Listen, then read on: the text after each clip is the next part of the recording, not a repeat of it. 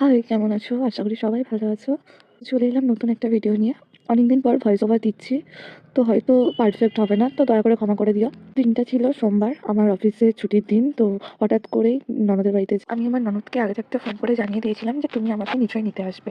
আমার বাড়ি থেকে আমার ননদের বাড়ির ডিস্টেন্স খুব একটা বেশি না, প্রায় 3-4 মিনিট বলতে পারো। তাও না, তো আমি ওকে বললাম একটু পোজ দাও, দুটো আঙুল দেখাও।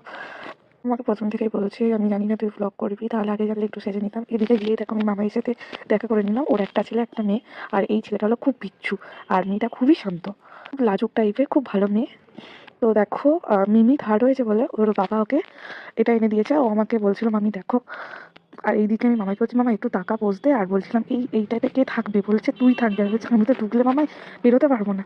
বারবার বলছিলাম মামা একটু টাকা আমার দিকে ভিডিওতে হাই বলো, কিছুতেই তাকাবে না। আর এই যে শুরু হয়ে গেল আমার ঢং করা। আর এইদিকে দেখো পায়েল দিয়ে আমি আসার পর থেকেই চা করছে, এটা ওটা করছে, আমার মাথা খারাপ করে দিচ্ছে। যাই হোক, আর আমার ননদের বাড়ি অ্যাকোরিয়ামটা আমার এত সুন্দর লাগে, কি সুন্দর দেখো, দারুণ লাগে আমার ডেকোরেশন থেকে। আর এত সুন্দর কালারফুল যে ফেস, আমার এত ভালো লাগে। আমি এদিকে ফোনে একটু ঢং করে দিলাম নিজেকে একটু দেখিয়ে। দেখো আসার খানিকক্ষণ পর থেকেই দেখো চা দেওয়া শুরু হয়ে গেল।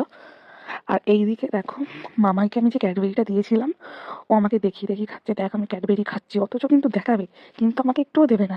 হেভি পচা আছে, আর পচানো তো হেভি চালাক, জানে মামিকে প্যাকেটটা কাটতে দিলে মামি খেয়ে নেবে। এর জন্য প্যাকেটটা আমার পাশে কেউ থাকলে তাকে বলবে, কিন্তু আমাকে বলবে না মামি প্যাকেটটা কেটে দাও। আর এইদিকে দেখো ওদের একটা টিয়া পাখি আছে, অনেক পুরনো, তো এখানে এসে টিয়া পাখিটাকে কাগজ খেতে দিচ্ছে। আমি ফার্স্ট টাইম দেখলাম টিয়া পাখিটা আবার কাগজটা খেয়েও নিল, আমি তো সেটাই ভাবছি। ও না টিয়া পাখিকে কাগজটা দিয়ে না, দেখো ওর মধ্যে একটা আলাদাই আনন্দ, ওর কি যে ভালো লাগছে ওই কাগজটা টিয়া পাখিটা খাচ্ছে বলে। আর এইদিকে দেখো আমি ওকে বলছি দাদা সবাইকে বলবো তুই টিয়া পাখিকে কাগজ খাওয়াস। আর এইদিকে আমি বলছি মামাই সবাইকে একটু হাই করে দে, হাই করে দে প্লিজ। ও হাই বলেছে, কিন্তু ও আর তাকাবে না ক্যামেরার দিকে, ও খেলতেই ব্যস্ত। আর আমি জানি না, ওকে অনেকবার বললাম টাকা টাকা, অবশেষে একটু তাকালো।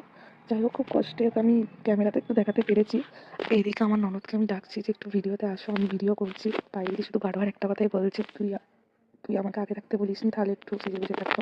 তো যাই হোক, খুব কষ্টে ও এসেছে ভিডিওতে, এসেছে ঠিকই, ও আমাকে খাইয়েও দিয়েছে, বলছে দাঁড়া আমি খাইয়ে দিচ্ছি তোকে।